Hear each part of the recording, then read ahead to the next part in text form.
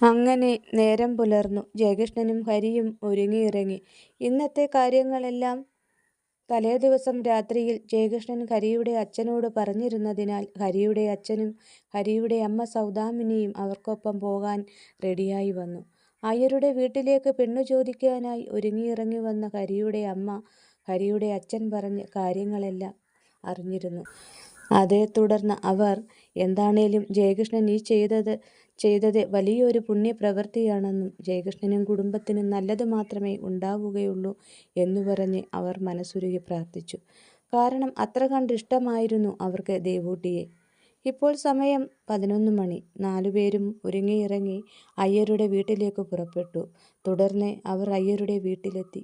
ഈ സമയം അയ്യർ തൻ്റെ ഹാർമോണിയം പെട്ടിയുമായി വീടിൻ്റെ ഉമ്മറത്തിണ്ണയിലിരുന്ന് പഴയ ഒരു കൃഷ്ണസ്തുതി പാടുകയായിരുന്നു. ഇടയ്ക്ക് അയ്യർക്ക് ഇങ്ങനെയുള്ള ചെറിയ ചെറിയ ചില ശീലങ്ങൾ കൂടിയുണ്ട്. അങ്ങനെ അയ്യരുടെ കൃഷ്ണകീർത്തനം കേട്ടുകൊണ്ടാണ് അവർ 4 പേരും അവിടേക്ക് കയറി ചെന്നത്. ഈ സമയം അവരെ കണ്ടതും പാട്ടുപാടിക്കൊണ്ടിരുന്ന അയ്യർ പെട്ടെന്ന് കീർത്തനം പാടുന്നത് നിർത്തി. തുടർന്ന് താൻ ഇരുന്നിടത്തു നിന്നും എഴുന്നേറ്റുകൊണ്ട് "ഇതാരൊക്കെയാണ് വന്നിരിക്കുന്നത്?" എന്ന് ചോദിച്ചു. തുടർന്ന് തൻ്റെ ഭാര്യ സുബ്ബലക്ഷ്മി അമ്മാളിനെ അവിടേക്ക് വിളിച്ചു. "അതേ ലക്ഷ്മി, ഇതാരൊക്കെയാണ് വന്നിരിക്കുന്നതെന്ന് നോക്ക്, മൂർത്തിയും സൗദാമിനിയും." അത് കേട്ടതും ദേവൂട്ടിയുടെ അമ്മ ഉമ്മറത്തേക്ക് വന്നു. അപ്പോൾ അവരും കണ്ടു അവരെ 4 പേരെയും. തുടർന്ന് ലക്ഷ്മിയമ്മാൾ ഒരു ചെറുപുഞ്ചിരിയോടെ "ഇതെന്തു പറ്റി ഈ വഴിയൊക്കെ?"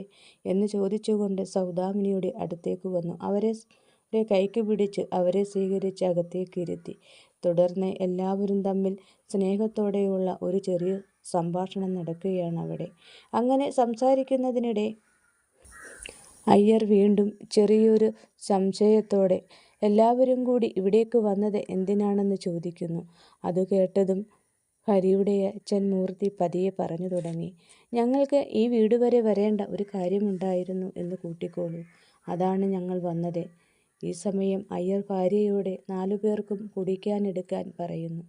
എന്നാൽ അത് കേട്ടിരുന്ന ഹരിയുടെ അച്ഛൻ "കാപ്പിയും ചായയുമൊക്കെ എടുക്കാൻ വരട്ടെ. അതിനു മുമ്പേ ഞങ്ങൾ വന്ന കാര്യം എന്താണെന്ന് പറയാം. അത് കേട്ട് കഴിയുമ്പോൾ നിങ്ങളുടെ രണ്ടാളുടെയും തീരുമാനം അതെന്താണെന്ന് കൂടി അറിഞ്ഞു കഴിഞ്ഞിട്ട് മതി വെള്ളം കുടിക്കണത്." ഹരിയുടെ അച്ഛൻ പറഞ്ഞു നിർത്തുന്നു. അത് കേട്ട അയ്യർ "അപ്പോൾ നിങ്ങൾ വന്ന കാര്യം അല്പം ഗൗരവമുള്ളതാണെന്ന് സാരം. അതുകൊണ്ട് അവർ പറഞ്ഞതുപോലെ കാപ്പിയും ചായയുമൊക്കെ പിന്നീട് എടുത്താൽ മതി ലക്ഷ്മി. നമുക്ക് ആദ്യം കാര്യം എന്താണെന്ന് കേൾക്കാം." അയ്യരും പറഞ്ഞു നിർത്തി. ഈ സമയം മൂർത്തി "അങ്ങനെയെങ്കിൽ മുഖവുരയൊന്നും കൂടാതെ കാര്യമങ്ങോട്ട് പറയാം. ഈ ഇരിക്കുന്ന ജയകൃഷ്ണനെക്കുറിച്ചുള്ള നിങ്ങളുടെ രണ്ടാളുടെയും അഭിപ്രായം എന്താണെന്ന്?" ഹരിയുടെ അച്ഛൻ അയ്യരോട് ചോദിക്കുന്നു. അദ്ദേഹത്തിൻ്റെ ആ ചോദ്യം കേട്ട് അയ്യർ ജയകൃഷ്ണൻ്റെയും ഒപ്പം മറ്റു 3 പേരുടെയും മുഖത്തേക്കൊന്ന് നോക്കി. ശേഷം പതിയെ പറഞ്ഞു തുടങ്ങി. "ഞങ്ങൾ കണ്ടിടത്തോളവും കേട്ടിടത്തോളവും വളരെ നല്ല അഭിപ്രായമാണ് അദ്ദേഹത്തെക്കുറിച്ച് ഞങ്ങൾക്ക് രണ്ടാൾക്കുമുള്ളത്." ഈ സമയം അത് കേട്ടിരുന്ന ഹരിയുടെ അച്ഛൻ "നിങ്ങളുടെ ഇതേ അഭിപ്രായം തന്നെയാണ് ഞങ്ങൾക്കും ജയകൃഷ്ണനെക്കുറിച്ചുള്ളത്." ഹരിയുടെ അച്ഛനും പറഞ്ഞു നിർത്തുന്നു.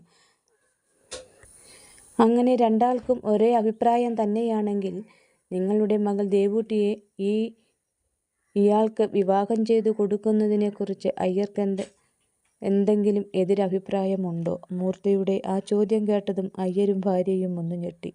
തുടർന്ന് അയ്യർ "വിവാഹം ചെയ്തു കൊടുക്കാനോ? ദേവൂട്ടിയെയോ? താൻ എന്താ മൂർത്തി ഒന്നും അറിയാത്തതുപോലെ സംസാരിക്കുന്നത്?" അത് കേട്ടതും ഹരിയുടെ അച്ഛൻ "അതെ അയ്യരെ, അയ്യർ പറയുന്ന ഇക്കാര്യങ്ങളുണ്ടല്ലോ, അത് ഒന്നും അറിയാതെ പോയത് നമ്മളാണ്. കാരണം അയ്യരുടെ മകൾ ദേവൂട്ടിയും ഈ ഇരിക്കുന്ന ജയകൃഷ്ണനും തമ്മിൽ പരസ്പരം പ്രണയത്തിലാണ്. എന്നാൽ ഇപ്പോൾ ജയകൃഷ്ണൻ്റെ വീട്ടുകാർക്ക് ജയകൃഷ്ണൻ്റെ വിവാഹം നടത്തണം. അതിനെ തുടർന്ന് ജയകൃഷ്ണൻ ദേവൂട്ടിയെക്കുറിച്ച് അവൻ്റെ വീട്ടുകാരോട് പറഞ്ഞു കഴിഞ്ഞിരിക്കുന്നു. അതോടെ വീട്ടുകാർക്ക് ഇരുവരുടെയും ജാതകങ്ങൾ തമ്മിൽ ഒത്തുനോക്കണമെന്ന്. അതിന് ദേവൂട്ടിയുടെ ജാതകം വേണം. വീട്ടുകാരുടെ നിർബന്ധപ്രകാരം അത് വാങ്ങാനും ഒപ്പം അയ്യരുമായി ദേവൂട്ടിയുടെ കാര്യങ്ങൾ സംസാരിക്കാനുമാണ് ജയകൃഷ്ണനൊപ്പം ഞങ്ങൾ വന്നിരിക്കുന്നത്." ഈ സമയം അകത്തെ മുറിയിൽ ജയകൃഷ്ണൻ വന്നത് ദേവൂട്ടിയും അറിഞ്ഞിരുന്നു. അതേ തുടർന്ന് മുറിയുടെ കതകിന് പിന്നിൽ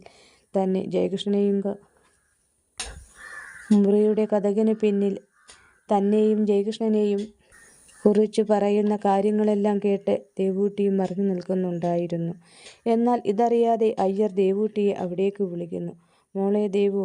അയ്യരുടെ ആ ഒരു വിളി കേട്ടതും കതകിന് പിന്നിൽ നിന്ന് എല്ലാം കേട്ടുകൊണ്ട് നിന്ന ദേവൂട്ടി അവിടേക്ക് വന്നു.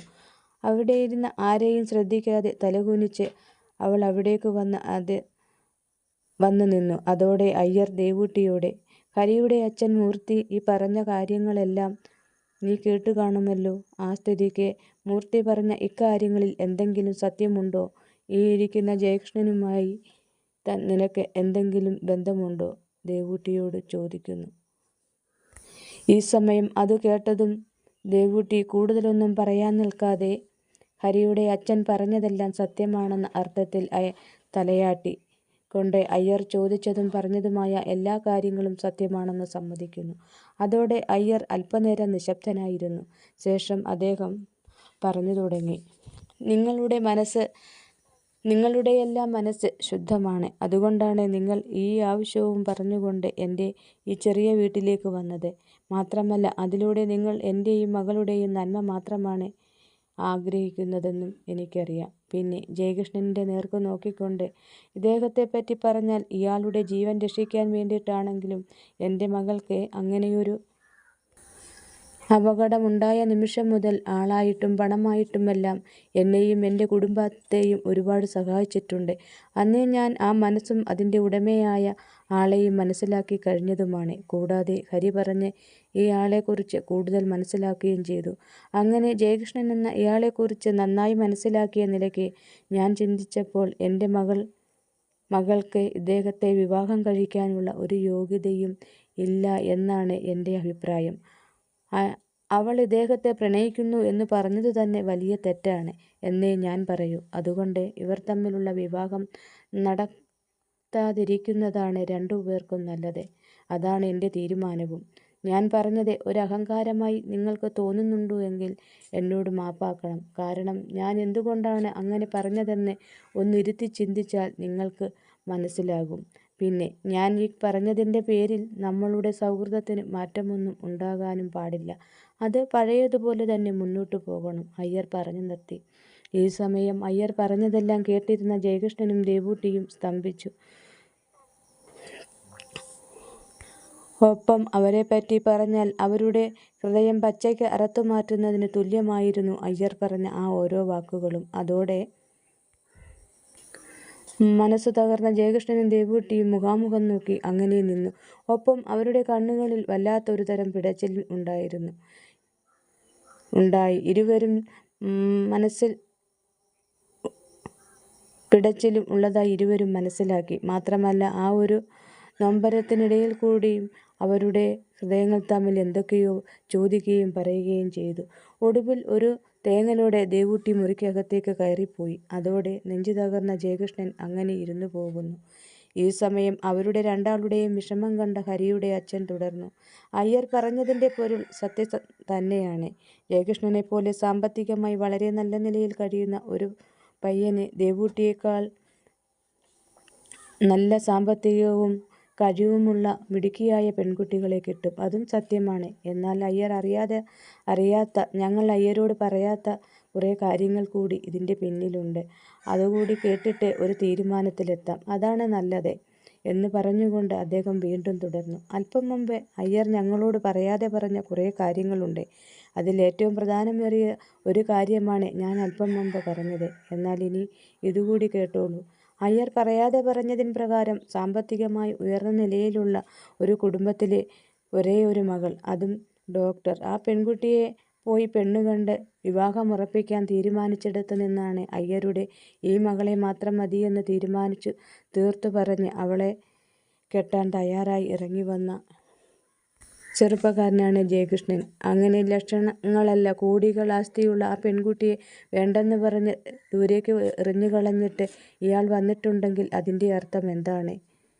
അയ്യർ സമാധാനമായി ഒന്ന് ആലോചിച്ചു നോക്കെ. അത് മറ്റൊന്നുമല്ല ദേവൂട്ടിയോടുള്ള അവൻ്റെ ഇഷ്ടം, അല്ല സ്നേഹം. അതെ, അവർ തമ്മിൽ അത്രമാത്രം പ്രണയിക്കുന്നു എന്ന് തന്നെയാണ്. അയ്യരുടെ മകളെ നമ്മൾ മനഃപൂർവ്വം ഈ പയ്യൻ്റെ തലയിൽ കെട്ടിവെക്കാൻ നോക്കണതല്ല. അവൻ ദേവൂട്ടിയെ കണ്ട് ഇഷ്ടപ്പെട്ടു. മനസ്സിൽ സ്നേഹം തോന്നി സ്നേഹിച്ചു. ഒടുവിൽ വിവാഹം കഴിച്ചു തരുമോ എന്ന് ചോദിക്കാൻ സ്വയം മുന്നോട്ട് വന്നതാണ്. അല്ലാതെ നമ്മൾ ആരും അവനെ നിർബന്ധിച്ചു കൊണ്ടുവന്നതല്ല. അതിനാൽ എനിക്ക് അയ്യരോട് ഇത്ര മാത്രമേ പറയാനുള്ളൂ. അവർ തമ്മിലുള്ള സ്നേഹം അത് കണ്ടില്ല എന്ന് നടിക്കരുത്. അവർക്ക് തമ്മിൽ ഇഷ്ടമാണെങ്കിൽ സന്തോഷത്തോടെ അവരുടെ വിവാഹം നടത്തി കൊടുക്കുക. അത്രമാത്രം എനിക്ക് പറയാനുള്ളൂ. ബാക്കിയെല്ലാം അയ്യരുടെ തീരുമാനമാണ് എന്ന് പറഞ്ഞുകൊണ്ട് ഹരിയുടെ അച്ഛൻ നിർത്തി. എന്നാൽ ഹരിയുടെ അച്ഛൻ പറഞ്ഞതെല്ലാം കേട്ടിരുന്ന അയ്യർ ജയകൃഷ്ണന്റെ മുഖത്തേക്ക് നോക്കിക്കൊണ്ട്, നിങ്ങൾ പറഞ്ഞതെല്ലാം ശരിയായിരിക്കാം. പക്ഷേ ഒരു വിവാഹം കൊണ്ട് ഒന്നിക്കുന്നത് 2 വ്യക്തികൾ മാത്രമല്ല, ആ 2 കുടുംബങ്ങൾ കൂടിയാണ്. അങ്ങനെ തന്നെയാണ് വേണ്ടതും. അതാണ് സത്യവും. ഇവിടെ കുട്ടിയുടെ കുടുംബ സ്ഥിതിയല്ല ഞങ്ങളുടേത്. ആ നിലയ്ക്ക് ഇരു കുടുംബങ്ങൾ തമ്മിലുള്ള ഒരൈക്യം അതൊരിക്കലും ഉണ്ടാകില്ല. അങ്ങനെ വരുമ്പോൾ നിങ്ങളുടെ കുടുംബം ജീവിതത്തെ അത് പല വിധത്തിൽ ബാധിക്കുക തന്നെ ചെയ്യും. ചിലപ്പോൾ നിങ്ങളുടെ ജീവിതത്തിൻ്റെ സമാധാനം പോലും അത് നഷ്ടപ്പെടുത്തിയേക്കാം. അങ്ങനെ പരസ്പരം ഒത്തുപോകാൻ കഴിയാത്ത 2 കുടുംബങ്ങൾക്കിടയിൽ സമാധാനമില്ലാതെ ജീവിക്കുന്നതുകൊണ്ട് എന്താണ് നിങ്ങൾ അർത്ഥമാക്കുന്നതെന്ന് എനിക്കറിയില്ല. അതുകൊണ്ട് തന്നെ ഇങ്ങനെയുള്ള ഒരു ജീവിതം ജീവിക്കുന്നതിലും നല്ലത് അത് വേണ്ട എന്ന് വെക്കുന്നതാണ് തന്നെയാണ്. അയ്യരുടെ ആ മറുപടി കേട്ട് മറ്റുള്ളവരുടെ മനസ്സുകളിൽ അയ്യർ ഇപ്പോഴും ജയകൃഷ്ണനും ദേവൂട്ടിയും തമ്മിലുള്ള വിവാഹത്തിന് സമ്മതിക്കുന്ന ലക്ഷണമില്ല എന്ന് മനസ്സിലാക്കുന്നു. അതോടെ ഇനിയൊരു വാഗ്വാദത്തിന് ഇവിടെ യാതൊരു പ്രസക്തിയുമില്ല എന്ന് മനസ്സിലാക്കിയ ഹരിയുടെ അച്ഛൻ മൂർത്തി ഹരിയെയും ജയകൃഷ്ണനെയും കൂട്ടി അവിടെ നിന്നും ഇറങ്ങുന്നു. അതോടെ തകർന്നടിഞ്ഞ മനസ്സുമായി ജയകൃഷ്ണൻ അവിടെ നിന്നും ഇറങ്ങി. ഈ സമയം അകത്തെ മുറിയിൽ ഒന്നുറക്കെ കരയാൻ പോലും കഴിയാതെ നിശബ്ദയായി നിൽക്കുന്ന ദേവൂട്ടിയുടെ കണ്ണുകളിൽ നിന്നും കണ്ണുനീർ ധാരധാരയായി ഒഴുകിക്കൊണ്ടേയിരുന്നു. അങ്ങനെ എല്ലാവരും പറഞ്ഞ എല്ലാ കാര്യങ്ങളും നിശബ്ദമായിരുന്ന് കേട്ട ശേഷം അവർക്കൊപ്പം അവിടെ നിന്നും പുറത്തേക്ക് ഇറങ്ങി നടന്നു ജയകൃഷ്ണൻ. ആ വീടിൻ്റെ മുറ്റം കടന്ന് റോഡിലേക്ക് ഇറങ്ങിയതും ഒരു നിമിഷം അവൻ അവിടെ തന്നെ നിന്നു പോകുന്നു.